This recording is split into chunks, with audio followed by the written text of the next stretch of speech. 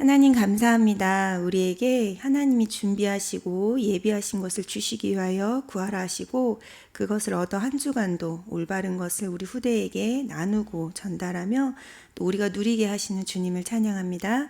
하나님의 의를 얻는 시간이요 세상을 살리는 상속자 그 축복을 그 은혜의 축복 속에 부름받은 자의 하나님 그 대열 속에 저희가 함께하는 자리가 되게 하소서. 예수님의 이름으로 기도합니다. 네, 오늘은 더 비대면 예배네요. 네, 한 주간 잘 지내셨지요? 네, 지금 코로나가 아주 극성입니다. 예, 근데 우리 모든 태영아부 또 유아부 가족들이 이 시간표를 잘 이렇게 지혜롭게 활용하실 수 있었으면 좋겠어요. 나만 힘든 건 아니고요. 지금 전 세계가 또 우리나라가 또 이 지역이 그러한 것이니까 또 하나님 이러한 시간표를 허락하신 이유가 있겠지요. 예, 홀로 두신 시간, 또 혼자 기도하게 하시는 시간, 또 하나님하고 만나는 시간, 그렇게 집중할 수 있는 시간으로 좀 삼으셨으면 좋겠어요. 오늘 제목은 무엇을 얻어야 하는가입니다. 이 말씀은 그냥 하나님께서 우리에게 주실 때는 사실 단어나 그 어법도 다 이유가 있거든요. 그냥 이것을 얻어라 라고 말씀하실 수도 있는데 네가 뭘 얻어야겠니? 라고 물어보신다는 그 자체가 첫 번째는 우리가 하나님하고 너무나도 다른 걸 구하고 있는 상태일지도 모릅니다. 그래서 하나님이 원하시는 걸 구해라 라는 의미가 좀 담긴 제목이기도 하고요. 또 무엇을 얻어야 하는가 이 제목 속에는 이미 하나님께서 주실 수 있는 분이라는 것과 하나님은 예비하신 것이 있다라는 의미가 있습니다. 예, 그래서 하나님이 원하시는 것, 준비하신 것, 그리고 주실 수 있는 것 이미 예비되어 있으니까 거기에 맞춰서 구하라. 그래서 무엇을 얻어야 하는가 이렇게 제목을 좀 주셨어요. 그래서 한 주간 우리가 그러면 하나님께 무엇을 얻어야겠습니까? 첫 번째로는 의라고 하셨어요. 두 번째는 세상의 상속자. 세 번째는 은혜의 축복이라고 말씀하셨네요. 첫 번째 우리가 하나님께 얻어야 할 것은 하나님의 의입니다. 예, 여러분 의가 무슨 뜻일까요? 의, 뭔가 모르겠지만 좀 좋은 단어네요, 그렇죠? 의. 우리가 의라는 단어는 사실 많이 쓰죠. 도덕적인 부분에서나 철학적인 용어로 많이 쓰는데 하나님의 의는 무엇을 뜻하냐면 하나님의 어떤 본성, 속성을 의미합니다. 그래서 하나님은 의로우시다 이런 표현이 성경에 많이 나와 있고요. 하나님은 의이시다 이런 말도 성경 속에 있습니다. 그래서 왜 우리가 하나님은 영이시다 라고 알고 있지요. 그것처럼 하나님은 의로우신 분이시며 의이십니다.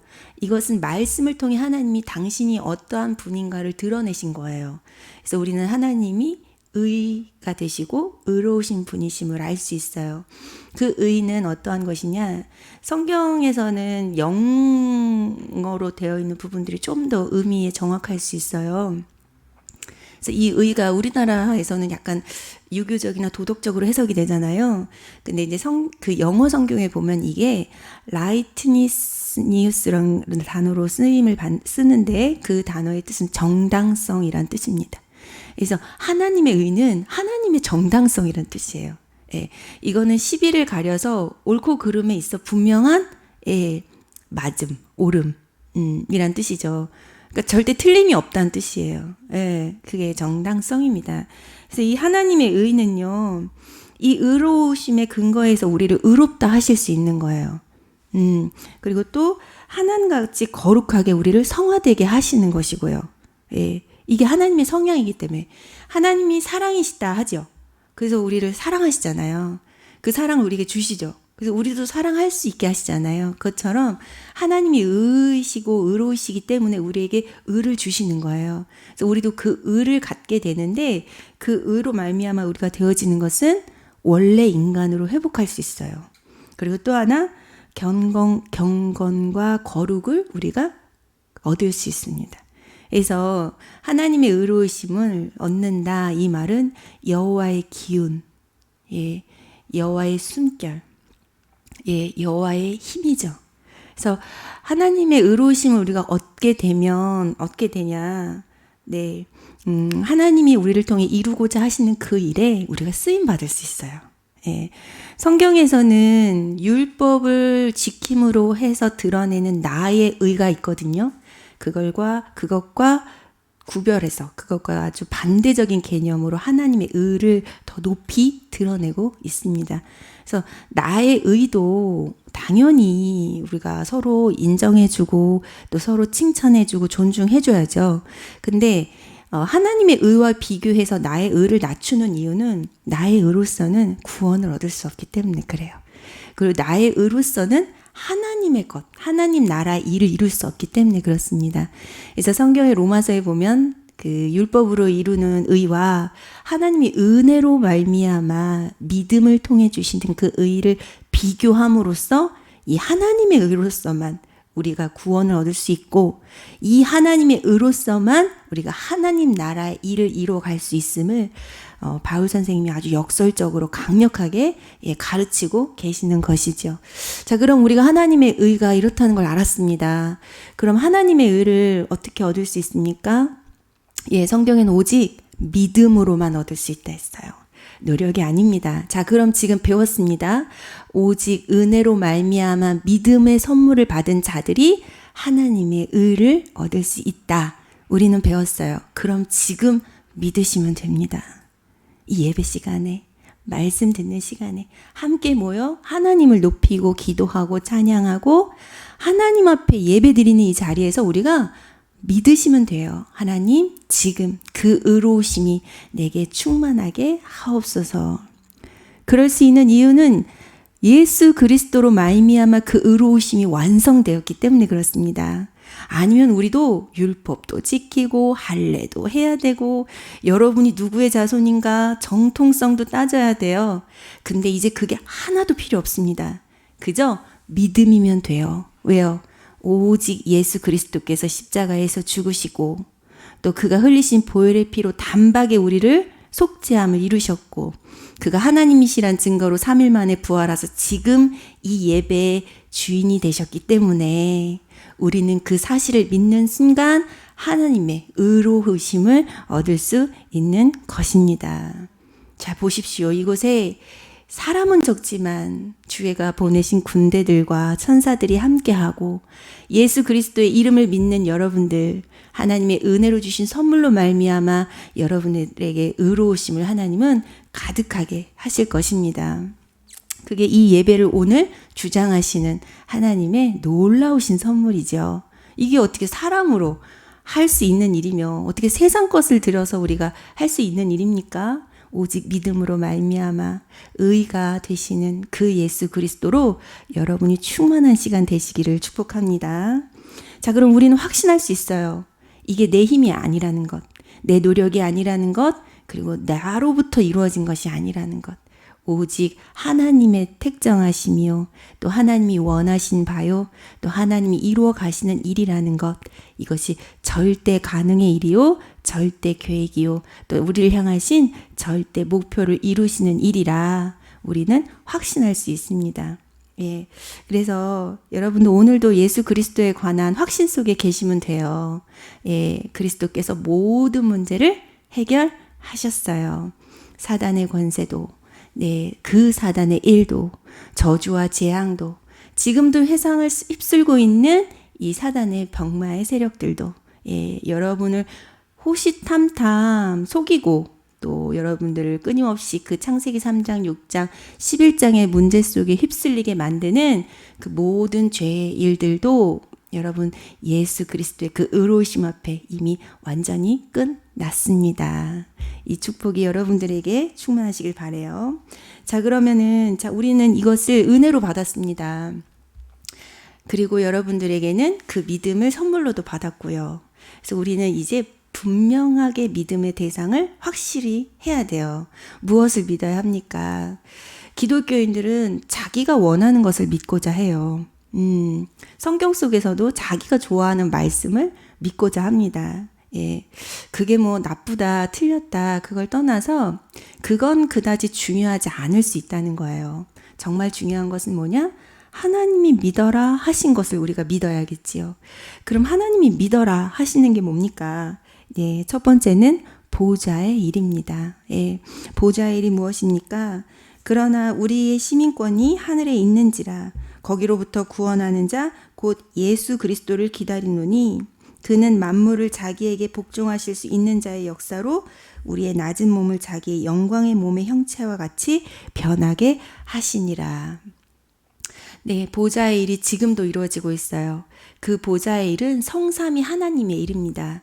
말씀을 주시고 그 말씀을 성취하시는 성부 하나님의 일, 또 그 말씀을 따라 이 땅에 육신이 되어 사람의 몸을 입고 오셔서 구원의 일을 완전히 성취하신 성자 예수님의 일, 그리고 각 사람에게 이것이 구원이 적용되어 개인의 구원으로 확정되어지는 성령의 일, 이것이 보좌의 일입니다. 지금도 그 보좌의 일이 우리에게 일어나고 있어요.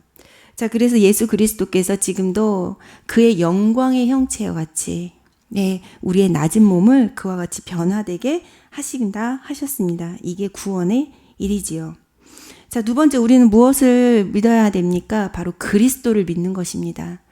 그리스도는 누구십니까? 기름 부음 받은 자죠. 구별된 자예요. 또 다르게 표현하면은 메시아예요. 우리의 주 되신 분이십니다. 그래서 우리의 그리스도는 누구냐? 단 한 분뿐이시죠. 돈도 그리스도가 아니고 명예도 그리스도가 아닙니다. 예수만이 그리스도가 되신 거예요. 그래서 그 그리스도는 맨 처음 빛으로 계셨죠. 빛이 있으라 하심에 말씀하신 그 빛, 그 생명의 빛, 그 빛이 그리스도셨어요. 그래서 그 빛은 사람이 하나님의 형상대로 창조되어 하나님의 형상을 이루어가며 온전한 행복과 또 하나님이 지으신 원래 목적을 이루는 에덴을 경작하는 그 축복 속에 그 빛을 누리며 살게 하셨지요. 그 빛 가운데 모든 것이 창조되었다고 했어요. 하나님께서는요. 자, 그러면 그 그리스도는 우리에게 또 어떻게 함께 하셨습니까? 창세기 3장 15절 여자의 후손으로 우리에게 함께 하셨습니다. 여자의 후손이 나타나 뱀의 머리를 상하게 할 것이라 하셨지요. 그가 흘리신 보혈의 피로 우리가 죄값을 하나님이 하나님께 치르시고 그 죄값으로 말미암아 우리에게 있던 모든 죄를 사함받고 피 흘림이 없은즉 죄 사함도 없으리라 하신 그 말씀을 하나님께서 스스로 그 공의를 이루셨어요. 자, 그 그리스도는 또 우리에게 어떻게 함께 하셨습니까? 방주의 언약으로 함께 하셨죠. 그 방주의 언약이 성취되어진 것이 포도나무 대신 그리스도 예수이십니다. 네가 내 안에 내가 너 안에 거하면 무엇인지 구하라. 그리하면 다 이루리라 하셨습니다. 그리스도께서 우리 안에 거하시고 우리가 그리스도 안에 거하신 그 말씀의 뜻은 말씀이 내 안에 있고 내가 말씀이 있는 이 시스템 속에 들어가 교회가 되어질 때 하나님은 하나님의 뜻을 우리를 통해서 완전히 이루어 간다는 뜻이지요. 우리는 이것을 믿어야 합니다. 그리스도가 나의 그리스도이심을 믿어야겠지요. 그래서 교회가 내가 교회고 우리가 교회고 이곳이 교회임을 믿는 것입니다. 자, 그는 하나님이 지시하실 땅, 그리스도는 하나님이 지시하실 땅, 젖과 꿀이 흐르는 땅으로 우리와 함께 하셨습니다. 그는 하나님께서 우리에게 예정하신 교회요. 또 그가 우리에게 말씀하신 세계 복음화의 언약의 성취자요. 또 그 상속을 우리에게 이루실 하나님의 능력과 권위와 또 하나님의 축복의 모든 결정체로 우리에게 예표되셨고 성취하셨습니다. 자, 그래서 우리는 다른 걸 믿는 게 아니에요. 보좌의 일과 더불어 이 보좌는 구원을 주시는 하나님의 일이라 했어요. 그 다음에 우리는 그리스도를 믿는 것입니다. 그리스도는 성경에 이렇게 예표되었어요. 그리고 그리스도 예수님이 오셨어요. 그래서 이러한 일들을 성취하신 겁니다.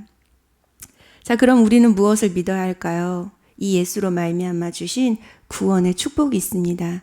그 구원의 축복을 한마디로 압축한다면 성령이십니다.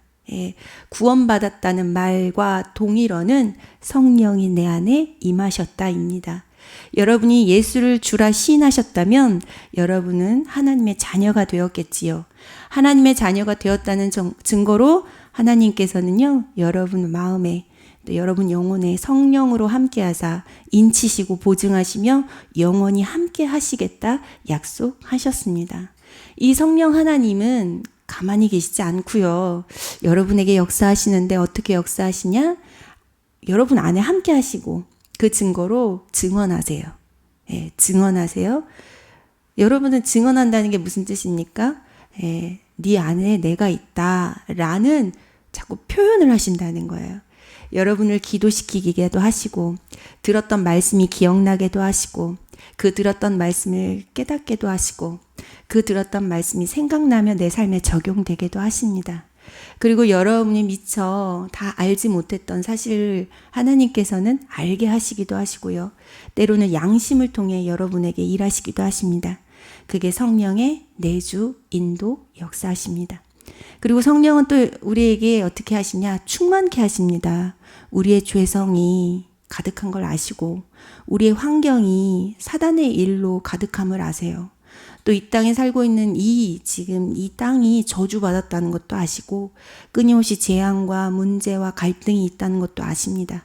그래서 그 성령은 이 모든 것을 뛰어넘을 수 있도록 날마다 우리에게 성령 충만함을 약속하셨고 그것을 믿는 순간 여러분에게 부여하십니다.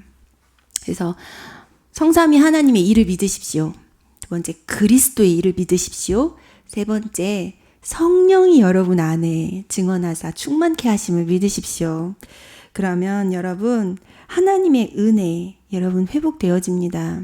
자, 다시 한번 말씀드릴게요. 우린 하나님의 의를 얻어야 된다 했어요. 의는 믿음으로만 얻을 수 있다 했습니다. 믿음은 지금 말씀드린 이 세 가지를 믿을 때 하나님은 의롭다 여기시고 의를 우리에게 부여하신다 하셨습니다. 그럼 그 의로우심이 우리로 하여금 하나님의 형상을 회복하고 경건과 거룩하게 하는 힘이 내 안에 생긴다 했어요. 그럴 때 이 은혜가 우리 안에 충만해져야 여러분 어두워져가는 이 시대 속에 나를 살릴 수가 있어요.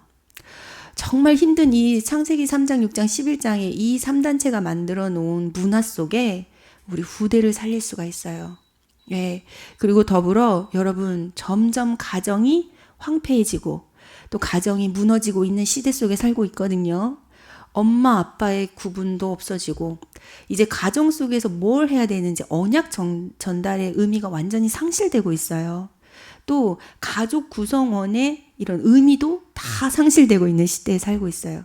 그러니까 이제 가족이 그다지 큰 의미가 없어지는 거예요.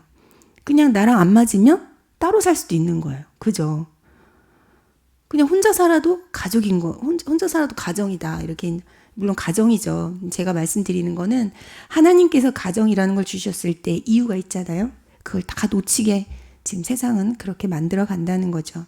그래서 이 가정을 살릴 수 있는 것은 다른 것이 아니라 내 노력, 내 동기, 내 의지, 내 힘 아니고 오직 하나님의 의로만 우리가 살릴 수 있다는 것입니다. 우리는 태영아부, 유아부에 함께 예배지요. 이 예배를 들으시는 많은 분들이 대부분 부모님이실 거예요. 얼마나 많이 노력하시고 애쓰십니까? 내 자녀를 하나님 앞에서 키우시기 위해 또 세상에서도 이 아이들이 힘들지 않게 스스로를 책임지고 앞으로 사회 떳떳한 구성원이 되게 하시기 위해 얼마나 애쓰십니까? 근데 여러분, 물론 당연히 사회에서 요구하는 것들도 우리가 갖춰야 됩니다. 그러나 더 중요한 것이 있어요. 그것을 이루어가는 여러분의 상태예요. 여러분의 노력이나 여러분의 힘, 여러분의 의는 반드시 한계에 부딪힙니다. 더 중요한 건 사단의 일을 이길 수가 없어요. 사단의 나라를 이길 수 없습니다. 그죠?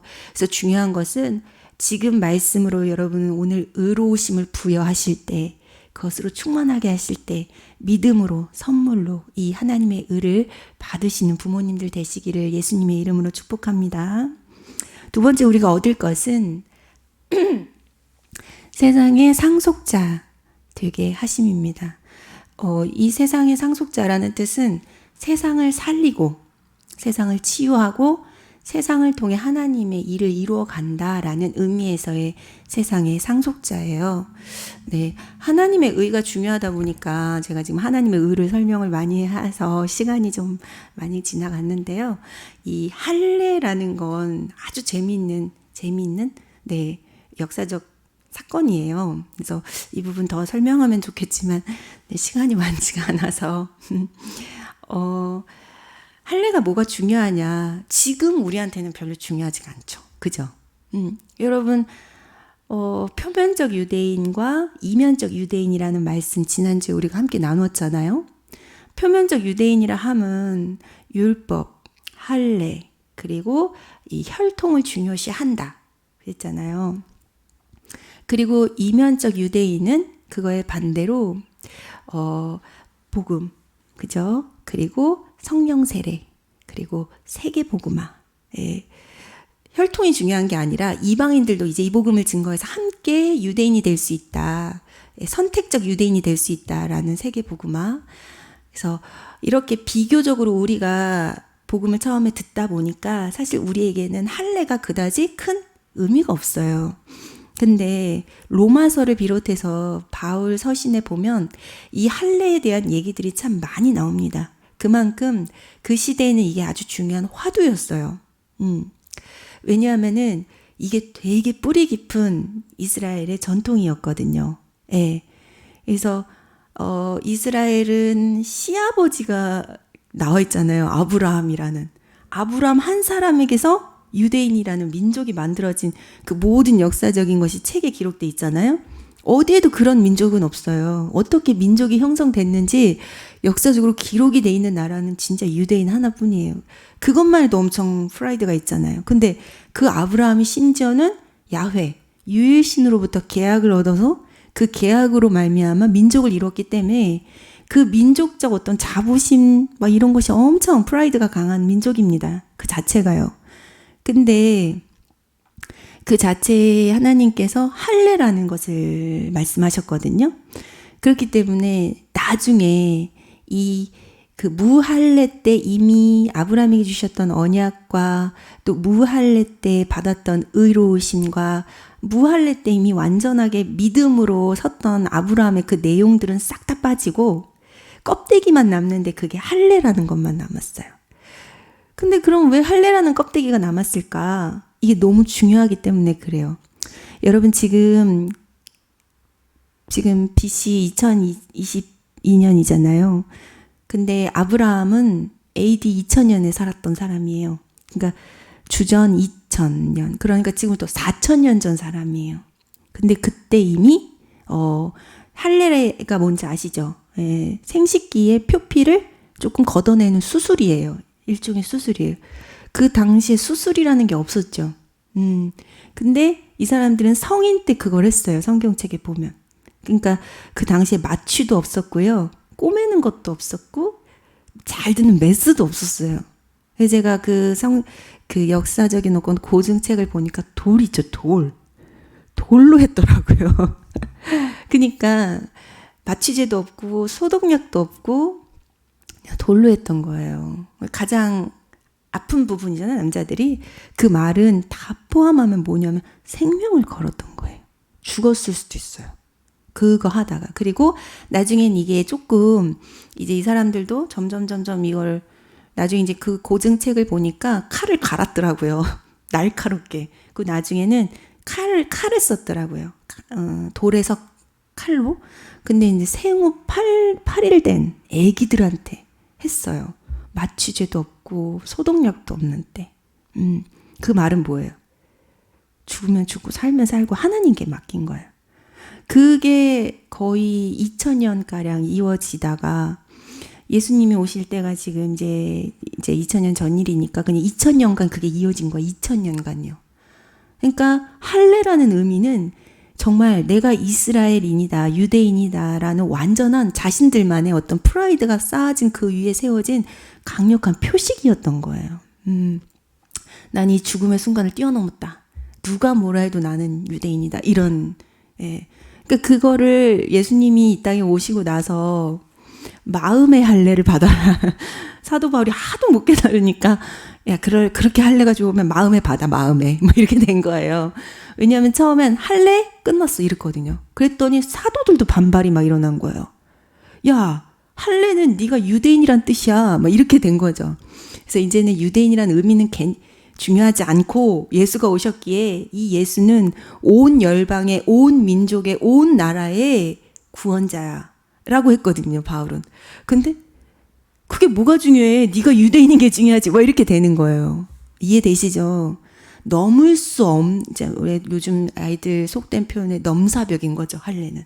넘사벽인 거예요. 예.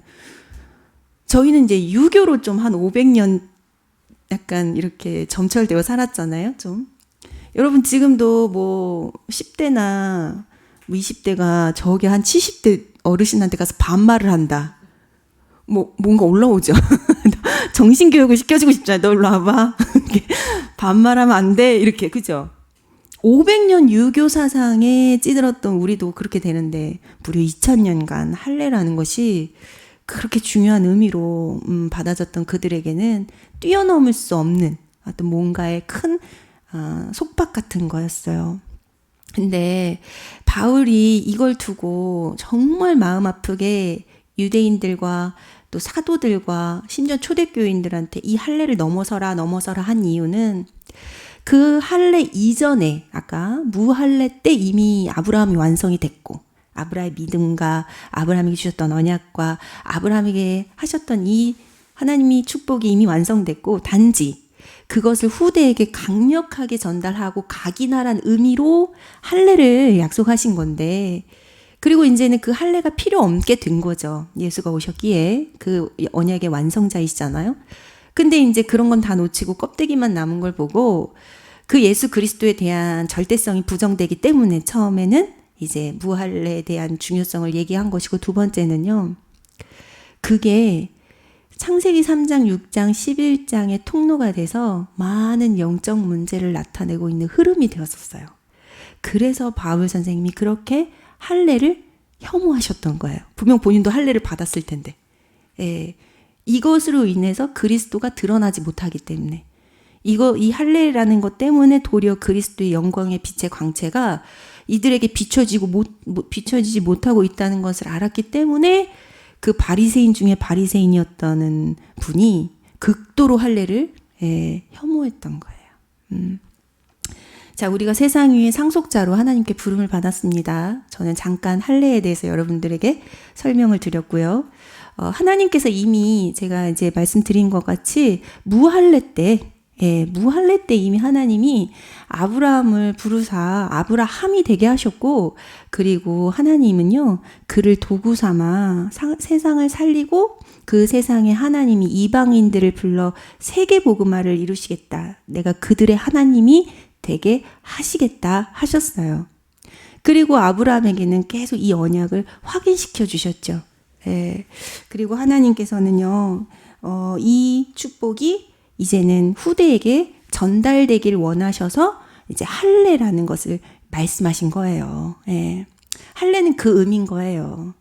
언약 전달을 각인시키라는 의미였던 거예요. 자, 그럼 이제는 우리는 할례가 필요 없죠. 할례가 필요 없습니다. 마음의 할례?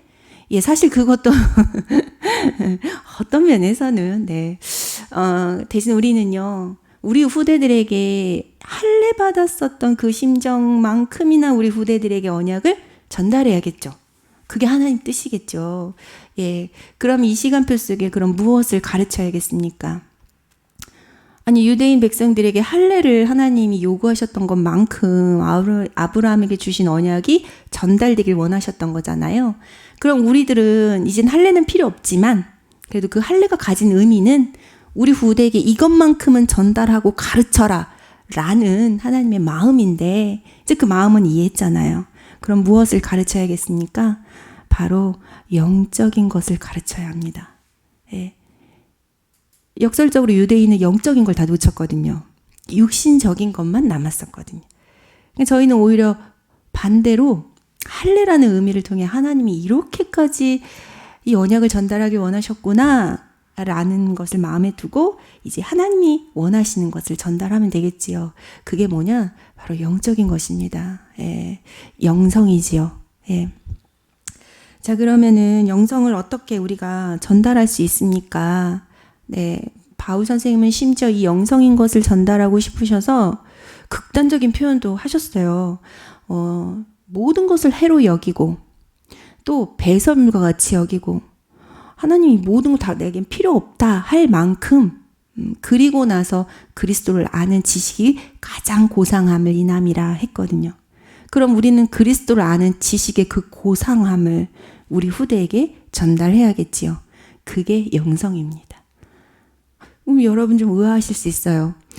난 그리스도를 전달하고 있는데, 예, 잘하고 계십니다. 자, 그리스도를 아는 지식의 고상함이에요. 고상함. 고상함이 뭡니까? 저 사람 고상해 했을 때 우리가 쓰는 그 고상함을 말하는 게 아니라, 예, 이 고상함은 어떠하느냐? 최고 가치를 말하는 거예요. 예수 그리스도에 관한 지식의 최고 가치. 그럼 우리는 어떻게 전달할 수 있어요? 야, 예수 그리스도가 최고야 라고 가르칠 수 있겠죠. 1차적으로는.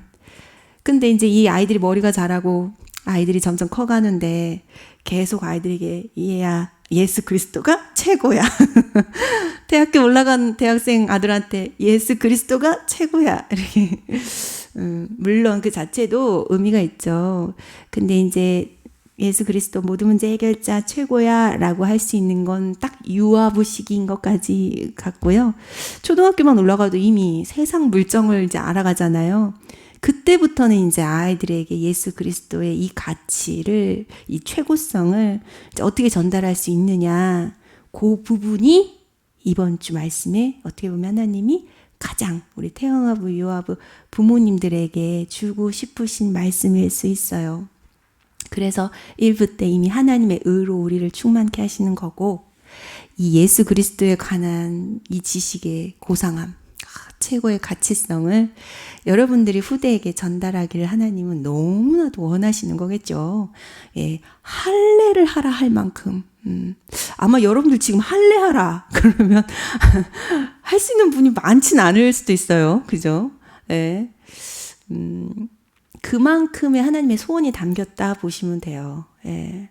그리고 그만큼 어떤 면에서는 시급하다 보셔도 되고요. 그만큼 절대적이다 보셔도 무방하리라 저는 생각합니다. 자, 그럼 예수 그리스도의 이 지식의 고상함, 이 최고의 가치는 어떻게 전달합니까? 기회가 있습니다. 그 기회를 보셔야 돼요. 이게 지금 최고의 가치를 전달하는 거잖아요. 그래서 그냥 말하면 잘 모릅니다.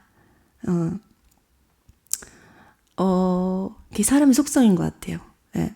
내가 우리나라에 있는 모든 마카롱을 다 먹어봤거든? 근데 어느 집 마카롱이 최고더라? 예를 들어서 그 사람이 최고의 마카롱을 찾고 있으면 되게 답이 되겠죠. 근데 내가 이 말을 해준 사람이 마카롱을 안 좋아해. 그럼 그러려니 하겠죠. 그래서 최고에 관한 얘기는 평상시 땐 잘 안 들려요. 기회가 있습니다.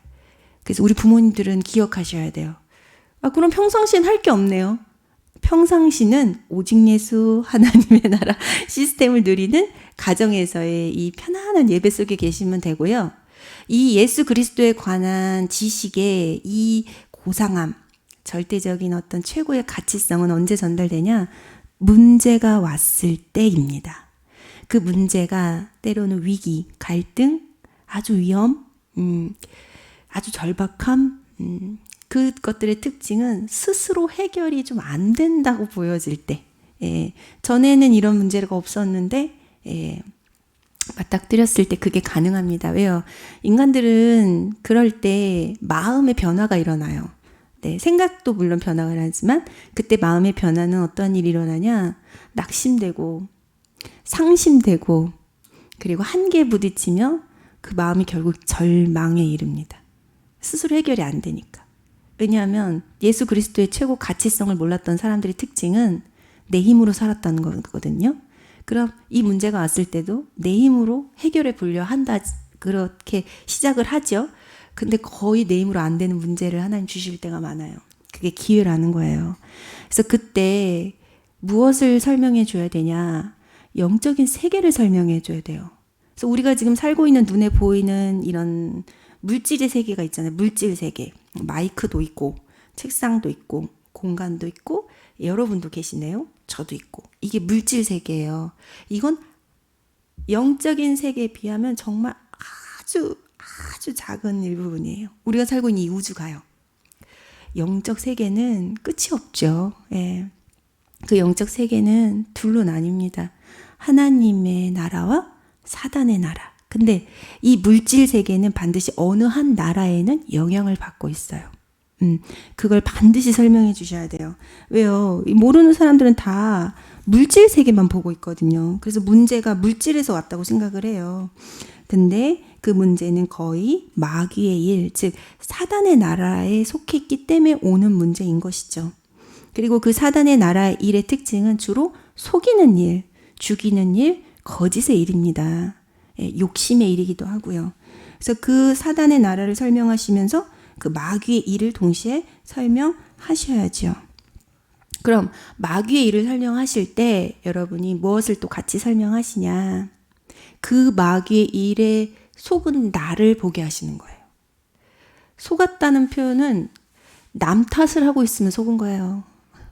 사단은 계속 남 탓하게 하거든요. 문제의 원인을 나에게서 못 찾게 해요. 왜요? 나에게서 찾기 시작하면 내 안에 거짓말하고 속이고 죽이는 영을 발견하게 되거든요. 그래서 자꾸 시선을 너 때문이야 이렇게. 그래서 남 탓하고 있으면 빠진 거예요. 그래서 여러분들은 가르치셔야 돼요. 왜 어려움을 겪었을까? 이게 누구로부터 시작된 것일까? 이렇게 질문을 하면서 들어가다 보면 결국 그 문제의 원인이 내 안에 있음을 알게 됩니다. 그리고 그 너머에 사단의 일이 있음을 인정하게 되지요. 네. 그럴 때 이제 우리는요, 그리스도가 필요함을 깨닫게 됩니다. 예. 절대적인 무언가가 필요하다. 이것을 알게 된다는 거예요. 내 힘으로는 안 된다는 걸 알게 된다는 거예요. 그때 그리스도가 우리가 필요하게 되고 그리스도께 나아가게 되고 그리스도를 붙잡는 일이 우리에게는 생기지요. 우리 후대에게 이걸 알려줘야 돼요. 그래서 이 하나님 나라의 일이란 문제 사건을 당했을 때 사단의 나라와 사단의 일이 있음을 알고 그 일에서 빠져나오는 것이 뭐냐 하면 예수 그리스도이심을 가르치는 것입니다. 그리스도가 답이 되게 하는 거예요. 그럼 어떻게 되냐? 그 부르심을 입은 자의 소망이 생깁니다. 즉 절망이 소망으로 바뀌어요. 문제 속에 고난당하고 불편했던 마음들이 낙심되고 고통받던 마음들이 감사와 평안으로 바뀝니다. 네, 그때 그리스도 가치의 최고성을 발견하게 되는 거예요. 어떤 면에서 이런 걸 한 번도 경험해보지 않았다. 그럼 그리스도가 지식으로 여러분들 남아있을 수도 있어요. 여러분께. 그래서 우리가 먼저 이 예수 그리스도를 나의 그리스도, 나의 최고의 가치의 그리스도로 우리가 누리고 우리 후대에게도 그것을 가르칠 수 있어야겠습니다. 그리고 시작해야지요. 예, 올바른 시작을 해야지요. 올바른 시작은 다른 것이 아닙니다. 예, 예수 그리스도로 다시 시작하는 것이죠. 그럼 그 예수 그리스도로 다시 시작한다 하면 무엇입니까? 그 그리스도를 듣고 말하고 그 그리스도 이름으로 기도하는 자리로 나아가는 것입니다. 그게 이제 초대교회는 마가다락방이었죠. 예, 이제 그때서야 예배가 회복이 되고 그때서야 기도가 회복되어지는 거예요. 가치를 아니까. 예, 그리고 그 가치를 아는 자들이 이제는 이 가치 있는 것을 누군가에게 전달하죠. 확산입니다. 그리고 이 가치 있는 것을 함께 누리는 자들이 이제는 뿌리를 내려가죠. 그리고 열매를 맺게 됩니다. 그래서 여러분, 우리 부모님들 보좌의 배경을 가지고 기도하시다 보면 우리 후대가 또는 내가 이런 문제를 만날 수 있게 되고요. 그 문제 속에 봉착했을 때 그리스도가 답이 되는 이 과정을 겪으셔서 예수 그리스도의 최고의 가치성을 내가 누리고 우리 후대에게 전달할 때 우리 후대와 내가 시대를 살리고 세상을 살리는 하나님의 상속자로 세워갈 줄 믿습니다. 예, 이것을 준비하세요. 그래서 이건 시간표죠. 문제가 와야 하니까. 또 하나님이 일하셔야 되죠. 하나님의 절대 일이에요.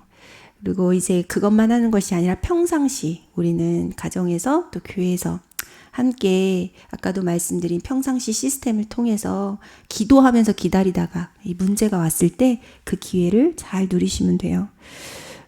그와 더불어 세상 지식과 그릇도 준비하라 하셨는데 이건 어떤 면에서는 되어지게 돼 있어요. 예, 되어지게 되는 것이고 또 먼저 시급한 것은 여러분이 항상 평상시에 누리는 그리스도, 평상시 가정에서 드려지는 예배와 기도입니다. 자, 마지막으로요. 좀 간단하게 할게요. 자, 이러한 자를 하나님은 당연히 믿음의 조상으로 세우시겠죠. 그 믿음이 유산이 되어 남겨져 후대에게 전달되게 하셔야 되니까요. 그래서 아브라함이 믿음의 조상이다라고 일컬음을 받게 된 것은 바랄 수 없는데 바랬기 때문에 그래요. 이 말이 좀 어렵죠? 이 말 제가 쉽게 해볼게요. 불가능한 걸 믿었기 때문에 그래요. 그래서 그 믿음이 의가 된 거예요. 여러분, 가능한 걸 믿는 건 믿음이 아니죠. 예상이죠. 불가능한 게 될 거라고 믿었으니까 그게 하나님 보시기에는 의롭다 하신 거예요. 왜요? 불가능한 것을 가능하게 하시는 분이 하나님이시잖아요. 아까도 의가 뭐라 했어요? 하나님의 속성이라 했죠? 아브라함이 하나님의 속성을 너무 잘 안 거예요. 불가능한 것을 가능케 하시는 이, 무에서 유를 창조하시는 이, 당신의 뜻이라면 반드시 이루시는 이 라는 걸 안 거예요. 또 하나, 바랄 수 없는데 바랬어요. 왜요? 이 땅에 그리스도는 반드시 오셔야 된다는 걸 아는 거죠. 자기의 몸을 통해 온다고 했잖아요. 그러니까 반드시 와야 되는 그리스도 때문에 내가 남자인 아브라함 내 몸을 통해서라도 하나님은 보내실 수 있다. 예, 이게 아브라함의 믿음의 정도였거든요. 그 믿음이 있었으니까 이삭도 단칼에 내려칠 수 있었던 거예요. 그래서 믿음의 조상이다. 아브라함을 그렇게 부르셨고 우리도 이렇게 하나님이 세워가고 계십니다. 그래서 기억하십시오. 흑암에서 건지실 언약은 다른 사람에게 주시지 않았어요. 아브라함에게 주셨습니다. 여러분에게 주신 그 언약, 또 여러분에게 맨 처음 부여하신 그 축복은 그 가문에서 여러분에게만 주신 거예요.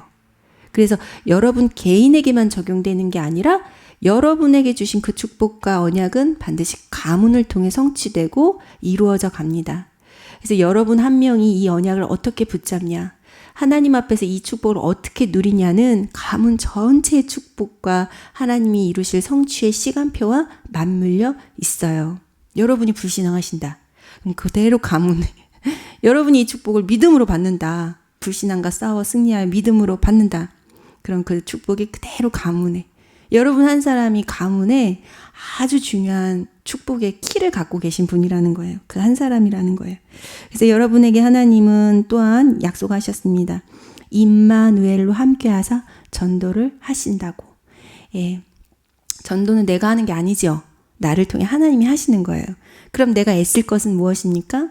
나를 통해 전도가 되어지도록 애쓰겠지요. 나를 통해 하나님이 함께 하심이 드러나도록 나는 그걸 애써야겠지요. 그게 성령의 9가지 열매입니다. 그래서 이것을 의는 노력하지 말라 했는데 이거는 노력하라 하셨어요. 그게 뭐냐면 사랑과 희락과 화평이고 또 오래 참음과 자비와 양선이고 온유와 절제와 충성이라 하셨습니다.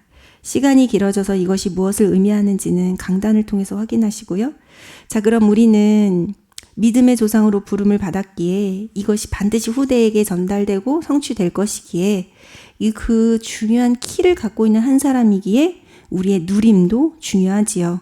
무엇을 누려야겠습니까? 하나님이 영이심을 누리시길 바랍니다. 내가 하나님의 그 영적 존재, 하나님의 형상 되심을 누리시고요.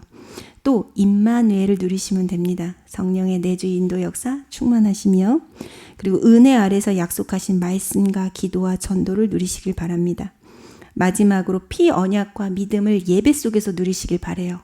오직 예배를 통해 이렇게 부여받는 것이고 값없이 오직 예배를 통해 피 언약이 새겨지는 것이고 오직 예배를 통해 믿음이 자라납니다.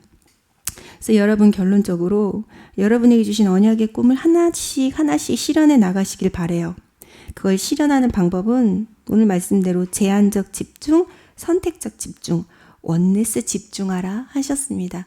제한적 집중은 한마디로 이게 복음에 유익한가? 유익하다면 집중하시면 돼요. 그 자체 질문이 집중이에요. 이게 내 동기가 아닌가? 네, 그게 선택적 집중이, 제한적 집중이고요. 선택적 집중은 뭐냐? 이게 하나님 계획이 맞나? 에 질문하시는 거예요. 맞다면 집중하시면 돼요. 그게 선택적 집중이고요. 원네스 집중은 지금 내가 집중하고 있는 이게 하나님의 것이 맞다면 올인하고 있나? 네, 올인하고 있나? 그 질문하시고 올인하시면 돼요. 그게 원네스 집중이에요. 그래서 동기를 치유받고요. 우리가 하나님의 계획에 또 집중하고요. 더 나아가 그것이 내게 올인되게 집중한다면 하나님은 아브라함에게 주셨던 은혜의 축복을 우리 모든 태영아부 요아부 식구들에게 나누어 주사 또 그것으로 함께 하사 우리 후대에게 그리스도 예수가 되심이 최고의 가치성으로 전달되게 하실 줄 믿습니다. 한 주간도 하나님이 준비하시고 예비한 것을 얻어서 누리시는 모든 가족들 되시기를 축복해요.